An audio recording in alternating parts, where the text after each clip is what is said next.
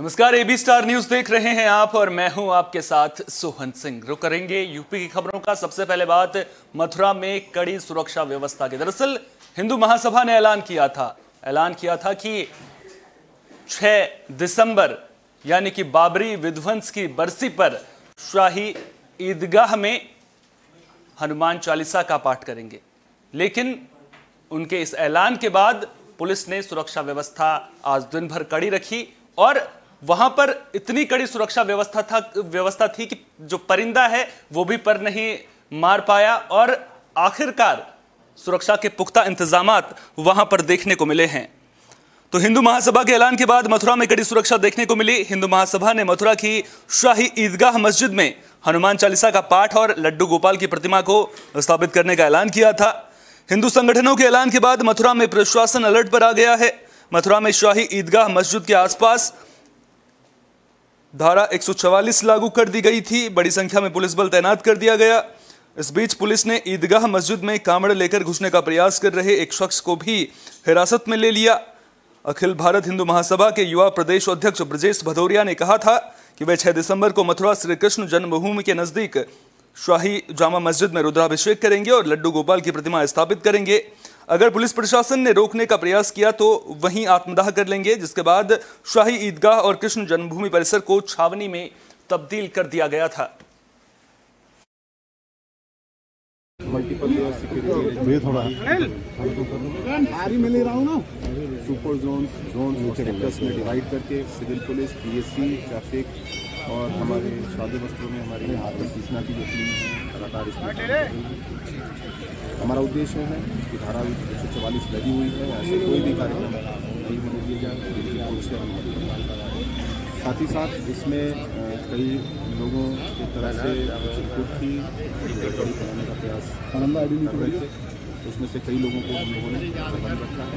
साथ ही साथ social media पे कई लोग अफवाहें फैला रहे हैं। मैं एडमिट करना चाहूँगा कि यहाँ पे किसी भी तरह का वायलेशन नहीं हुआ है और जो भी इस तरह की अफवाह फैला रहे हैं उनको चिन्हित करके उनके विरुद्ध सुसंगत धाराओं में अभियोग पंजीकृत करके कड़ी विधिक कार्रवाई उनके विरुद्ध सुनिश्चित कराई जाएगी। आम जनमानस से अनुरोध है कि वो इस तरह की किसी भी अफवाह पे विश्वास न करें।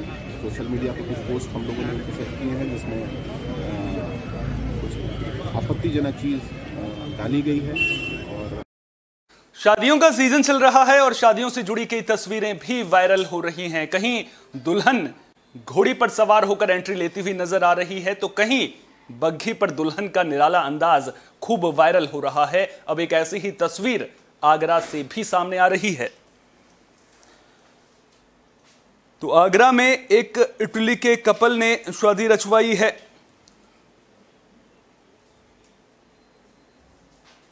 बता दें कि इटली का यह कपल शादी की 40वीं सालगिरह मना रहा था। इस दौरान आगरा के तमाम लोग बाराती और घराती बनकर इस अनोखी शादी के गवाह बने। शादी करवाने वाले पंडित प्रवीण दत्त शर्मा ने कहा कि भारतीय भले ही अपनी सनातन संस्कृति और संस्कार भूल रहे हैं, पर विदेश में हमारे संस्कारों को आत्मसात किया जा रहा है। आपको बता दें कि इटली से आगरा ताजमहल देखने आए कपल माउरो और स्टेफानिया अपनी शादी की 40वीं वर्षगांठ को ताजमहल के साए में भारतीय हिंदू परंपराओं के साथ मनाना चाहते थे और ताजमहल के पास एक रिजॉर्ट में इस जोड़े ने भारतीय परंपराओं के साथ शादी कर ली है, जिसकी खूब चर्चा हो रही है।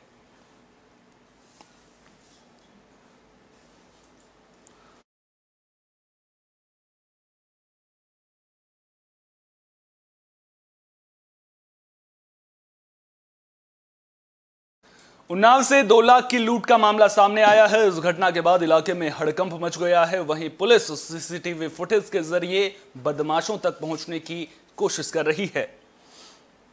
मामला सोहरा मऊ थाना इलाके का है। जानकारी के मुताबिक लालखेड़ा गांव के रहने वाले हरिप्रसाद बैंक से पैसे लेकर निकले थे। इसी दौरान शाम को घर जाते वक्त 2 बाइक सवार लुटेरों ने उन्हें सुनसान जगह पर रोक लिया और लूट की वारदात को अंजाम देकर फरार हो गए।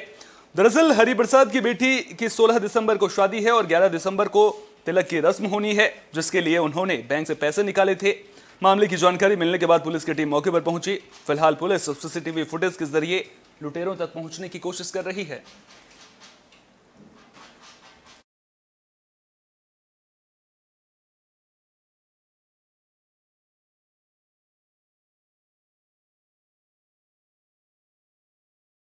मथुरा से भी लूट का मामला सामने आया था, जिससे किसानों में नाराजगी देखने को मिल रही है। किसान संगठन ने प्रदर्शन किया है और आरोपियों की जल्द गिरफ्तारी की मांग की है। ऐसा ना होने पर उग्र आंदोलन की भी चेतावनी दी है। तो भारतीय किसान यूनियन ने पूरे मामले को लेकर नाराजगी जताई है। व्यापारी नेता दिनेश आनंद के बेटे से हुई लूट के विरोध में भारतीय किसान यूनियन ने प्रदर्शन किया और आरोपियों के खिलाफ कड़ी कार्रवाई की मांग की। इस दौरान किसान नेताओं ने यूपी में कानून व्यवस्था को लेकर भी सवाल खड़े किए हैं। आज जो है हमारे एक संगठन के व्यक्ति हैं दिनेश पापे गुरु, उनके बच्चे से मारपीट की गई, लेकिन उसमें कोई कार्रवाई नहीं की जा रही है। तो हमने एक मांग पत्र दिया है कि उनके जो भी दोषी लोग हैं उनको तुरंत कार्रवाई की जाए। एक आपका जो है एक गोवर्धन में माधुरी कुंड में जो एक बारात गई थी, उसमें कुछ लोगों ने अपनी घटना की है जिससे कि समाज में उनका जो है गलत असर जा रहा है। तो हमने उस पर भी एसएसपी महोदय से अनुरोध किया है कि उस पर भी अपने संज्ञान में लेकर उस पर भी कार्रवाई करें। उत्तर प्रदेश में जिस तरीके की सरकार चल रही है, देश प्रदेश में पूरी कानून व्यवस्था बिगड़ी हुई है। आए दिन हत्या, लूट, मुकदमे और इस तरीके की अपहरण की घटनाएं घटित हो रही हैं। हमारे समाज सेवी दिनेश आनंद पापे, जो मथुरा के कम से कम 84 साल की उम्र है उनकी, और उन्होंने 1-2 पीढ़ियों को आते जाते देखा है। उनके बच्चे से, जो अपनी मेहनत की कमाई करके एक बर्तन की दुकान चलाते हैं, उनसे 2 लाख रुपए की लूट कम से कम की गई और उन लोगों के खिलाफ मुकदमा भी पंजीकृत हुआ है। लेकिन अपराधी अपनी राजनीतिक प्रश्रय के माध्यम से उसके उस साय में खुलेआम घूम रहे हैं और तमाम माध्यमों से राजीनामा की और मुकदमा वापस लेने की धमकियां दे रहे हैं। हमारी आज भारतीय किसान यूनियन और अखिल भारतीय समता फाउंडेशन के द्वारा ये मांग है कि उपरोक्त लोग तत्काल गिरफ्तार किए जाए। और दूसरी मांग हमारी ये है कि थाना गोवर्धन में करीब 8 दिन पूर्व एक बारात के साथ मारपीट जातीय पूर्वाग्रह के तहत हुई थी। उसमें बारात चढ़ने से 1 दिन पूर्व लड़की पक्ष के लोगों ने थाना गोवर्धन में थाना इंचार्ज कंसाना को तहरीर दी थी, लेकिन उस पर कोई कार्रवाई नहीं हुई। फिर घटना घट गई, उसके बाद पुलिस लीपापोती का काम कर रही है। यूपी में आवारा पशुओं की समस्या एक बड़ी परेशानी बनती हुई नजर आ रही है, लेकिन इन्हीं आवारा पशुओं की समस्या की वजह से आज विधायक जी की कार दुर्घटनाग्रस्त हो गई। मामला देवरिया का है।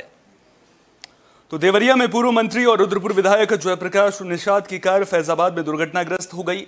दरअसल जयप्रकाश निषाद की कार के आगे एक आवारा जानवर आ गया था, जिसकी वजह से ड्राइवर ने नियंत्रण खो दिया था। हादसे में रुद्रपुर विधायक जयप्रकाश निषाद बाल-बाल बचे, किसी के हताहत होने की खबर नहीं है। बता दें कि जयप्रकाश निषाद देवरिया से लखनऊ जा रहे थे।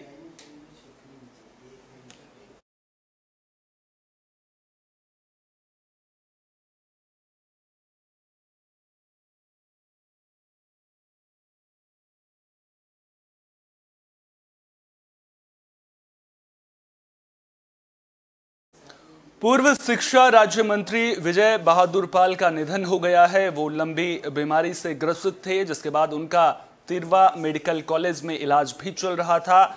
उनके निधन की खबर से सियासी गलियारों में शोक की लहर दौड़ पड़ी है। उनके घर पर लोग बड़ी संख्या में पहुंच रहे हैं। विजयपाल बहादुर को श्रद्धांजलि देने के लिए बड़ी संख्या में लोग उनके आवास पर पहुंच रहे हैं। विजयपाल बहादुर समाजवादी पार्टी से तिरवा विधानसभा से विधायक भी रहे थे। वह महात्मा गांधी इंटर कॉलेज मधुपुर में शिक्षक भी थे। उनका इलाज तिरवा मेडिकल कॉलेज में चल रहा था, जहां उन्होंने आखिरी सांस ली है।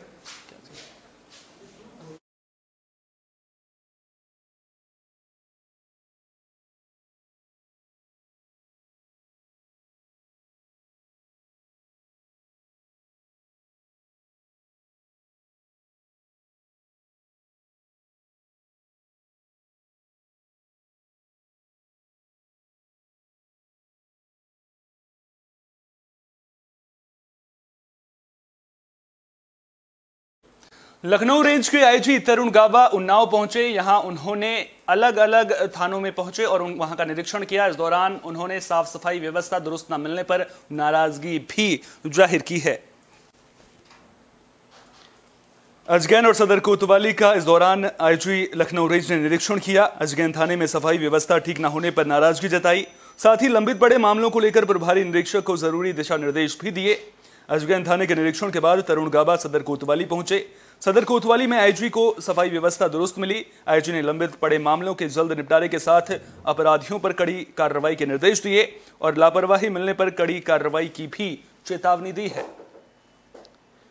नहीं हो रहा। उन्नाव के कुछ थानों में मैंने विजिट किया है और अभी हम जो शहर है उसमें फुट पेट्रोलिंग के लिए भी जा रहे हैं।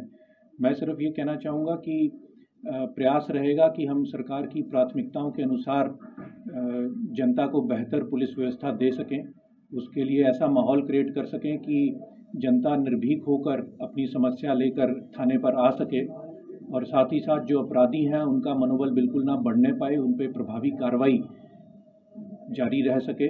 जो माफिया हैं वो चिन्हित हों, अगर कोई नए माफिया हैं तो उनके खिलाफ भी कठोर कार्रवाई की जा सके। और साथ ही साथ इस भ्रमण के दौरान ये भी देखा गया है कि जो नगर निकाय चुनाव निकट भविष्य में होने वाले हैं उसके लिए हमारी तैयारियां कैसी हैं।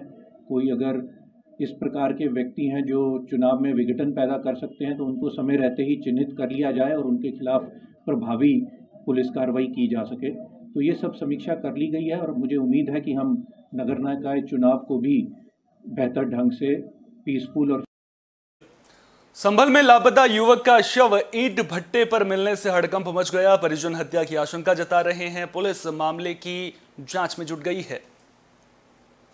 घटना असमोली थाना इलाके के मतवाली पट्टी गांव की है। परिजनों ने हत्या की आशंका जताई है। मामले की जानकारी मिलते ही पुलिस की टीम मौके पर पहुंची और शव को पोस्टमार्टम के लिए भेज दिया। आपको बता दें कि परिजनों ने शुक्रवार को युवक की गुमशुदगी की शिकायत दर्ज कराई थी। वहीं अब युवक का शव मिलने से परिवार में मातम पसर गया है।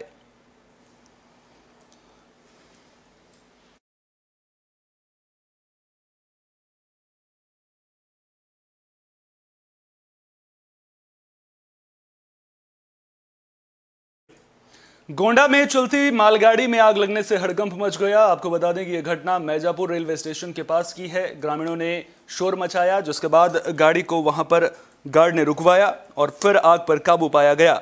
मालगाड़ी लखनऊ से गोंडा की ओर जा रही थी। अगर ग्रामीण सतर्कता नहीं दिखाते तो बड़ा हादसा हो सकता था। मामले की जानकारी मिलते ही रेलवे के अधिकारी मौके पर पहुंचे। आग पर काबू पाने के बाद मालगाड़ी को सुरक्षित मैजापुर रेलवे स्टेशन पर ही खड़ा कर दिया गया है।